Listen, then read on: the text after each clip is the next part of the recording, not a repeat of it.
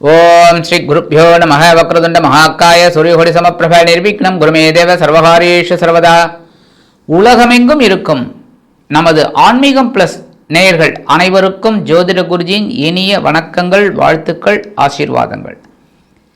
இந்த அருமையான காணொலியில் நம்ம பார்க்க போகிறது மார்ச் மாத ராசி பலன். இந்த ராசி பலன் அப்படின்னாலே இந்த மார்ச் மாதம் முச்சூடும் என்ன கிரகங்கள் எப்படிப்பட்ட சூழலில் இருக்குது, நமக்கு எப்படி ஃபேவரபிளாக இருக்குது இல்லை அன்ஃபேவரபிளாக இருக்கா அப்படிங்கிறத பற்றிலாம் நம்ம பார்க்க போகிறோம். அதுக்கு முன்னாடி இந்த நம்ம சேனலை சப்ஸ்கிரைப் பண்ண அனைத்து இனிய நெஞ்சங்களுக்கும் எங்களது ஆசீர்வாதங்கள், நன்றிகள். சப்ஸ்கிரைப் பண்ணாதவங்க பண்ணிக்கங்க.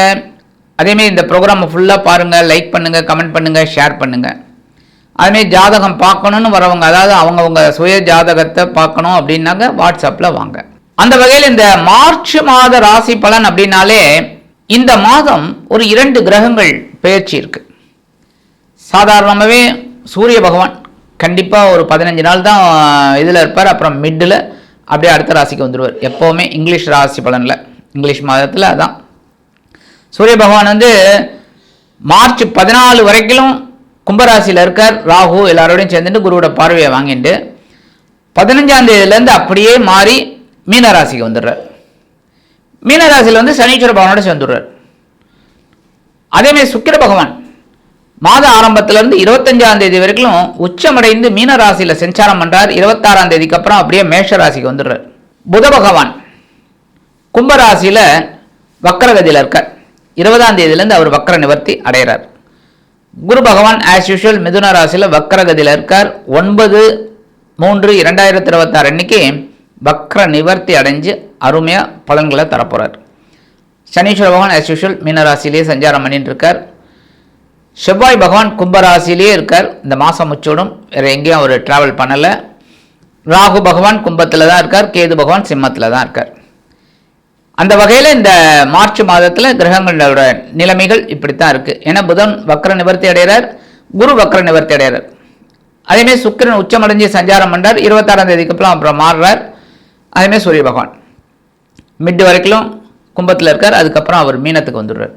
அந்த வகையில் இந்த மார்ச் மாதத்தில் ஒவ்வொரு ராசிக்கும் என்னென்ன பலாபலன்கள் அப்படிங்கிறத பற்றி நம்ம தெரிஞ்சுக்க போகிறோம். அட்லாஸ்ட் எல்லாருமே, அதாவது 12 ராசிக்காரர்களுக்கும் பெருமாள் வழிபாடு ரொம்ப உச்சிதமாக இருக்கும். யாராக இருந்தாலும் பெருமாள் வழிபாடு எல்லாருக்குமே நன்மை தரக்கூடிய வகையில் இருக்கும் இந்த மார்ச் மாதம். ஆக இந்த மார்ச் மாதத்தில் ஒவ்வொரு ராசிக்கும் என்னென்ன பலாபலன்கள் அப்படிங்கிறத பற்றி நம்ம இப்போ தெளிவாக பார்ப்போம். இப்போ இந்த பதிவுக்கு போகலாமா? அன்பான தனுசு ராசி நேயர்களே, இந்த அருமையான காணொலியில் நம்ம பார்க்க போகிறது மார்ச் மாத ராசி பலன். இந்த மார்ச் மாதம் உங்களுக்கு எப்படிப்பட்ட மாதம்? சூப்பரான மாதம், அற்புதமான மாதம், மிக மிக அற்புதமான ஒரு மாதம். இதை நான் சொல்லும்போதே எனக்கே சந்தோஷமாக இருக்குது. கேட்குறவங்களுக்கு அதி அற்புதமான சந்தோஷம் கண்டிப்பாக கிடைக்கும். ஏன் அப்படின்னா, சில கிரகங்கள் உங்களுக்கு ஒரு அன்ஃபேவரபிளாக இருந்தால் கூட சில கிரகங்கள் உங்களுக்கு அற்புதமான ஒரு நன்மை கிடைக்கக்கூடிய ஒரு இதில் இருக்கார். உங்களோட பாக்யாதிபதி சூரிய பகவான், அதே சமயம் உங்கள் களத்திராதிபதியும் ஜீவனாதிபதியுமான புத பகவான் வக்ரகதியில், பஞ்சமாதிபதியும் விரையாதிபதியுமான செவ்வாய் பகவான் ராகு பகவான், நீங்கள் 4 பேரும் சேர்ந்துட்டு உங்களோட சகாயஸ்தானம் அப்படிங்கிற 3ஆம் இடத்துல இருக்காங்க. 3ஆம் இடம்ங்கிறது உபஜயஸ்தானங்கள், அதுவும் ஒன்று. ராகு வந்ததுலேருந்தே உங்களுக்கு ஒரு தைரியம் இருக்கு. ஏய், என்னால் இதை நல்லபடியாக முடிக்க முடியும்டா அப்படிங்கிற ஒரு இது. செவ்வாய் வந்ததுலேருந்து இன்னும் கொஞ்சம் பலமாயிட்டீங்க.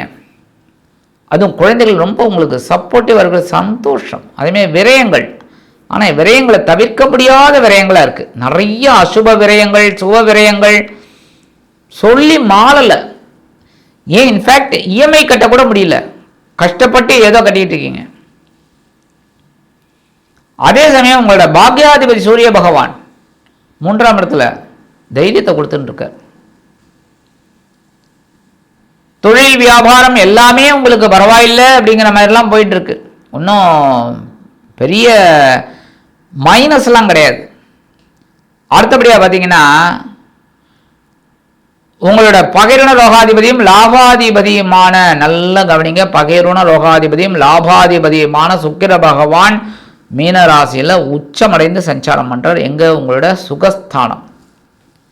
ஆனால் அங்கே கூட யார் இருக்கா? அர்த்தாஷ்டம சனி உட்காந்துட்டு இருக்கார்.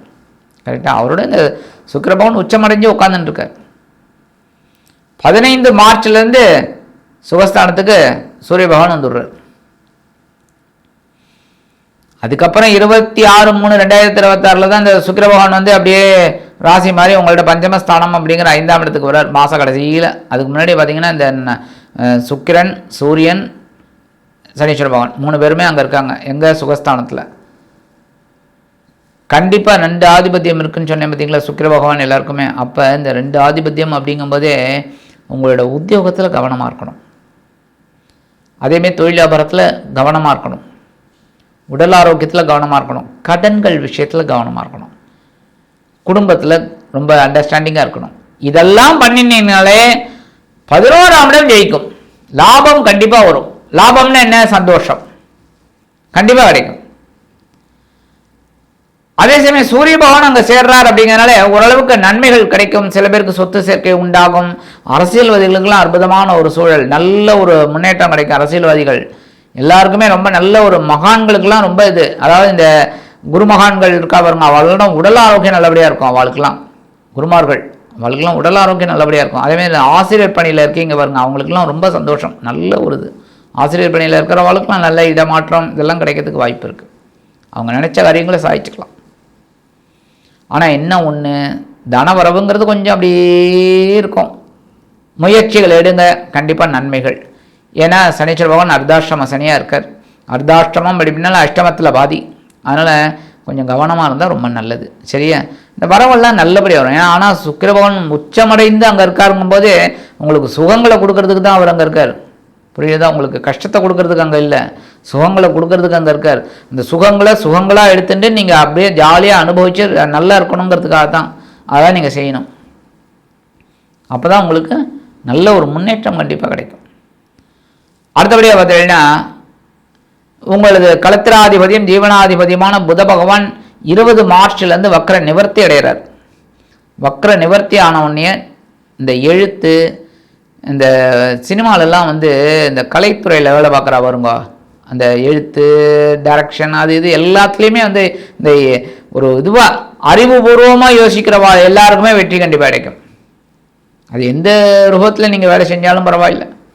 டெக்னீஷியனாக வேலை செஞ்சாலும் சரி, இல்லை இந்த ஸ்டோரி ரைட்டர் அது இது எதாக இருந்தாலும் உங்களுக்கு ஒரு நல்ல முன்னேற்றம் கண்டிப்பாக கிடைக்கும். அடுத்தபடியாக முக்கியமான ஒரு சந்தோஷத்தை உங்களுக்கு கண்டிப்பாக பகிர்ந்துக்கணும்.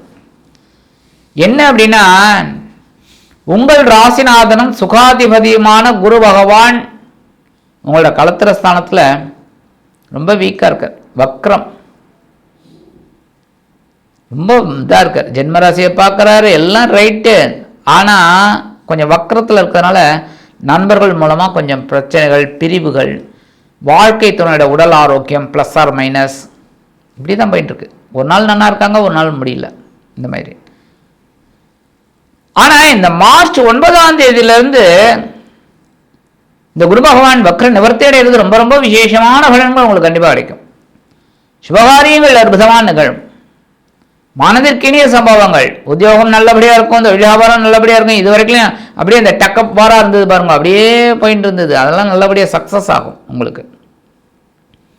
அடுத்தபடியாக கேது பகவான் உங்களுக்கு பாக்கியஸ்தானத்தில் இருக்கிறது கொஞ்சம் பரவாயில்லை, ஓரளவுக்கு எல்லாத்தையும் சமாளிப்பீங்க. என்ன ஒன்று, தந்தையாரோட உடல் ஆரோக்கியம் கொஞ்சம் கவனிக்கப்பட வேண்டும்.